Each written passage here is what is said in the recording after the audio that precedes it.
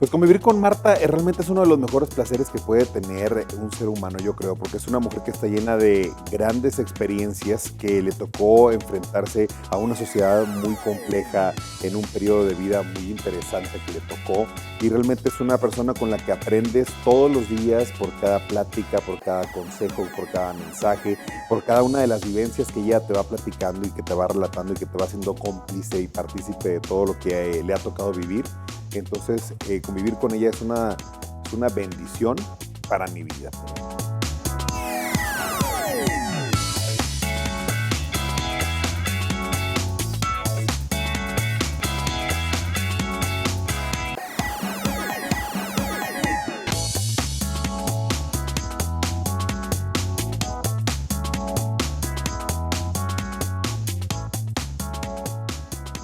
Hola, ¿cómo están? Bienvenidos a Palabras Mayores. Es un gusto que nos acompañen esta noche porque tenemos a una invitada muy especial.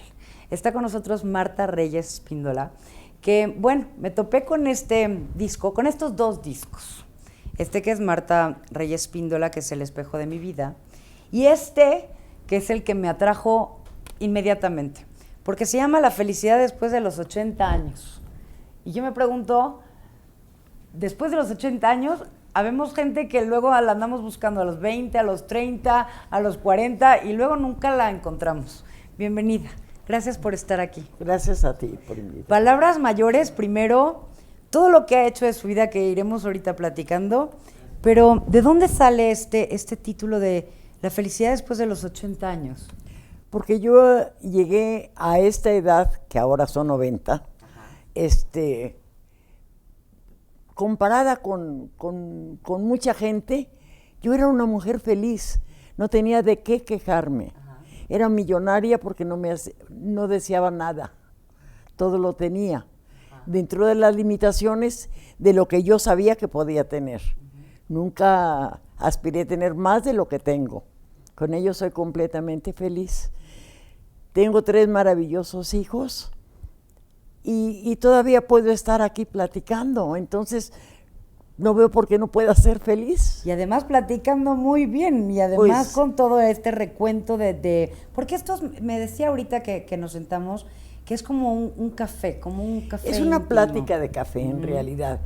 Esto surgió porque yo lo platicaba todo esto con mi hija Patricia, todas mis ideas, todas mis cosas, cuando platicaba yo de mi vida, me decía, mami, ¿por qué me escribes un libro? Uh-huh. Pues le digo, realmente no se me había ocurrido, pero lo voy a hacer.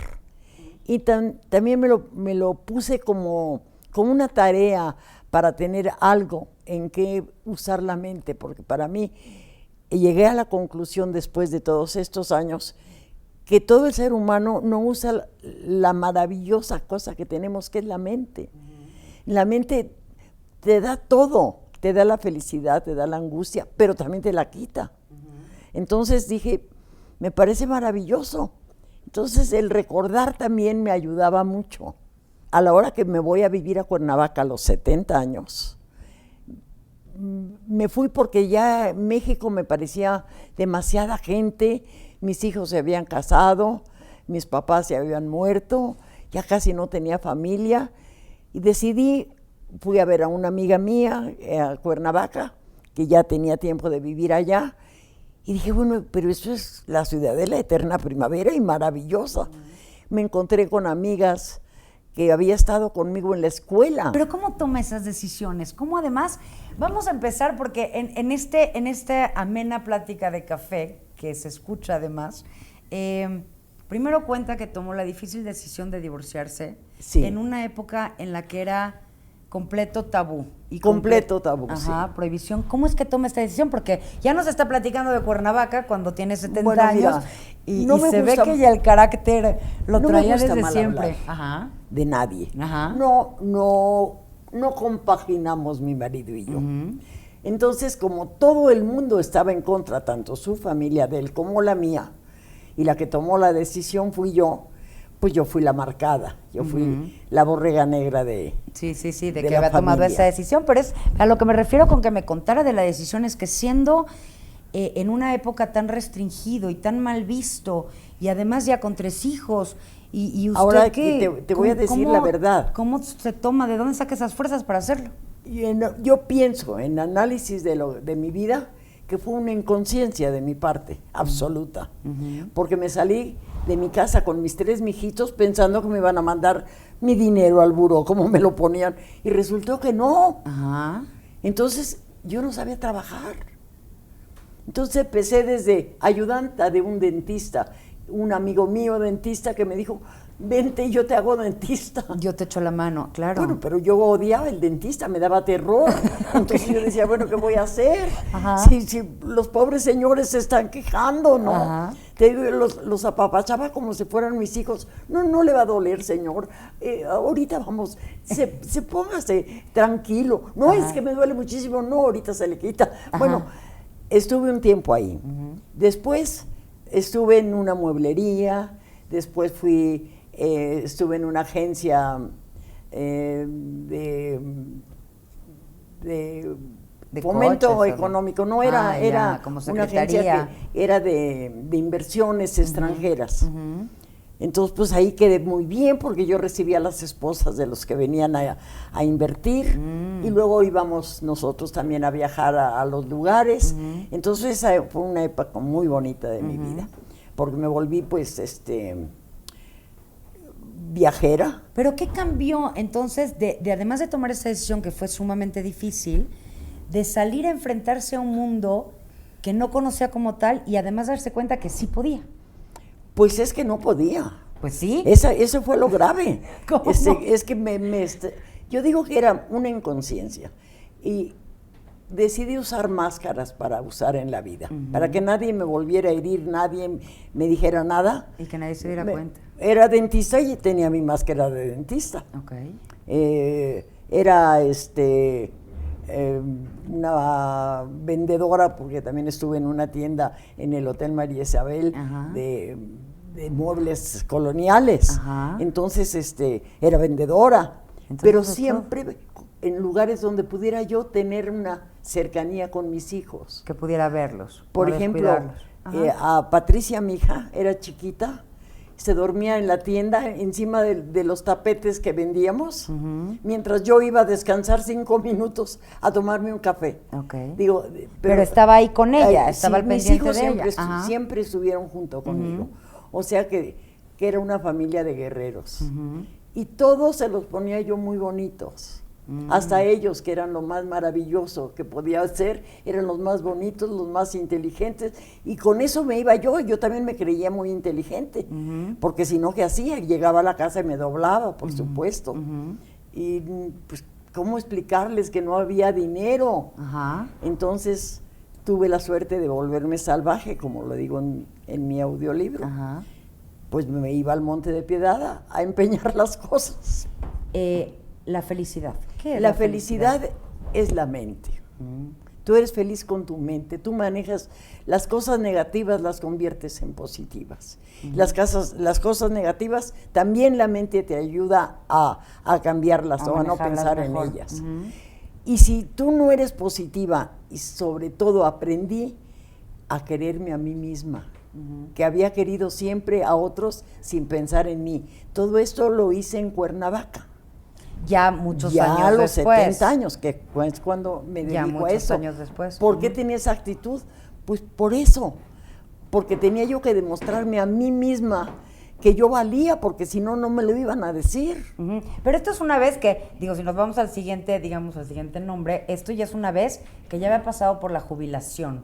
Y la jubilación fue a los 65 años, y para estos tiempos sería muy joven, entonces que usted decidiera ya la jubilación a los 65. Bueno, estuve 18 años en la Secretaría de Educación con mi compañía.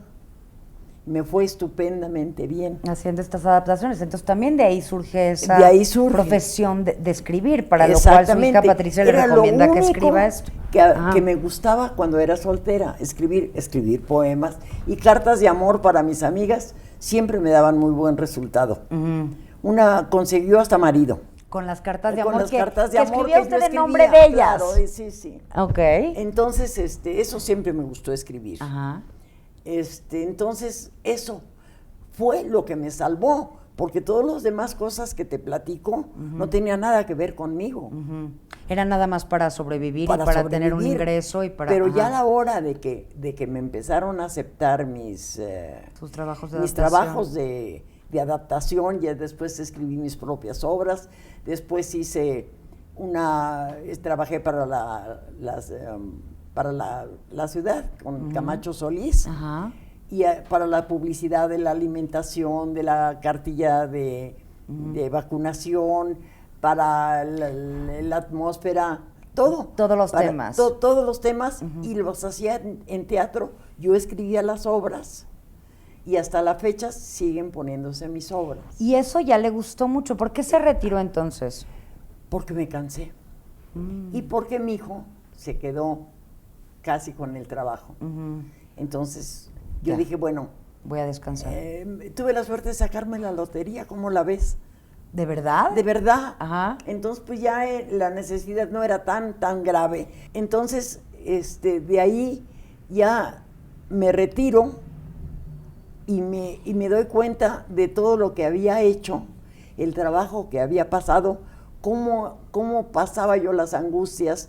A mis hijos nunca les decía que estábamos en la calle, al revés, que estaba yo pensando en qué negocio iba a hacer, pero que de momento teníamos que amarrarnos la tripa porque no. Porque mientras estábamos, pero que íbamos a estar estupendo pasado mañana. Ajá. Yo creo que vámonos a Acapulco para que yo piense, y era lo único que tenía, para descansar poder un poco, despejarme la mente, porque claro. ya no quería ser enfermera. Habla de esto de la jubilación en un tono muy lindo, que me interesa mucho que también nuestros espectadores lo conozcan, que es, finalmente jubilación viene de la palabra júbilo. Júbilo. Y todo el mundo lo toma como en un concepto malo. Y finalmente habla de esta parte bíblica también, de que proviene del hebreo y tal. Sí. Y que es una parte de decir, ya me puedo dedicar Ya a me lo puedo que yo dedicar a quiero. mí. Ajá. Entonces yo me conocí realmente cuando me jubilé. Yo no me había dado cuenta que me había vuelto vieja, por ejemplo. Porque no tenía por qué, tenía que trabajar todo el día. ¿A qué horas me veía yo? Tenía novio, mis niñitos todos bien. Pero hasta que un día mis papás se mueren, mis hijos se van, el novio se va, y yo me siento al espejo y digo, ¿qué pasó? ¿Qué me pasó? Nada, que me había vuelto vieja. Dime, me moría de risa. De bueno, pues por supuesto que me iba yo a quedar sin nada, ¿verdad? Pero no se había dado cuenta. No me había dado cuenta. Pero ahorita nos va a platicar qué fue eso que vio en el espejo y por qué siente que entonces en ese momento se vio vieja. Vamos a una pequeña pausa y regresamos con esta amena plática con Marta Reyes. Aquí volvemos.